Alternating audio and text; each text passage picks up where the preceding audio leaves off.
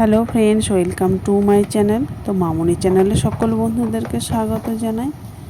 তো আজ একটা রাজস্থানী রসুনের চাটনি রেসিপি নিয়ে হাজির হয়ে গেছি, আপনাদের কাছে শেয়ার করব।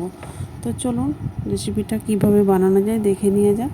তো এখানে দেখতে পাচ্ছেন 8টা শুকনো লঙ্কা 5 মিনিট হবে আগে থেকে ভিজিয়ে রেখেছিলাম, সেটা আগে পেস্ট করে নিলাম। এখানে ছাড়ানো রসুন দেখতে পাচ্ছেন প্রায় 300 থেকে 400 গ্রাম হবে, অল্প অল্প করে নিয়ে পেস্ট করে নিলাম। তো খুব মিহি পেস্ট করার দরকার নাই, আধা ভাঙা হলেই হবে।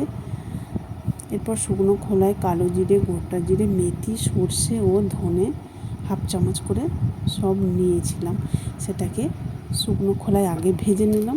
দেখতে পাচ্ছেন চটপট করে ফুটছে। এরপর সর্ষের তেল দিয়ে দিলাম। সর্ষের তেল এখানে আছে 4 থেকে 5 চামচ হবে, তেলটা একটু বেশিই লাগবে।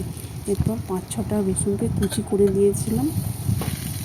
তো রসুনটা হালকা ভাজা হয়ে গেলে এবারে পেস্ট করা রসুনটা এর মধ্যে দিয়ে দিলাম। দেখতে পাচ্ছেন রসুনটা আমার খুব মিহি পেস্ট হয়নি, একটা গোটাও রয়েছে, আধা ভাঙার মতো হয়ে রয়েছে। এরপর স্বাদ মতো লবণ দিয়ে দিলাম, হাফ চামচ হলুদ গুঁড়ো কালারের জন্য দিয়ে দিলাম, কাশ্মীরি লঙ্কা, লবণ ঝাল ব্যালেন্স রাখার জন্য দিয়ে দিলাম 1 চামচ চিনি। এই অবস্থায় আঁচটা লো টু মিডিয়াম আঁচে রেখে কষিয়ে রান্না করে নেব। মিক্সিং জারটা ধুয়ে আমি সামান্য জল দিয়ে দেবো। জলটা যখন শুকিয়ে আসবে সেই অবস্থায় লেবুর রস দিয়ে দিলাম। তো লেবুর রসটা শেষের দিকেই দিতে হবে, তা না হলে তিতো হবে আগে থেকে দিয়ে দিলে।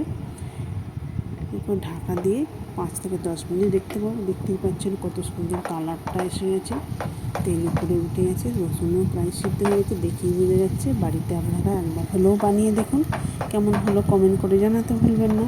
আর ভালো লেগে থাকলে লাইক কমেন্ট শেয়ার করে দেবেন। যারা আমার ইউটিউব চ্যানেল থেকে দেখছেন একটা সাবস্ক্রাইব করে পাশে থাকবেন। ভিডিওটা শেষ পর্যন্ত দেখার জন্য অসংখ্য ধন্যবাদ।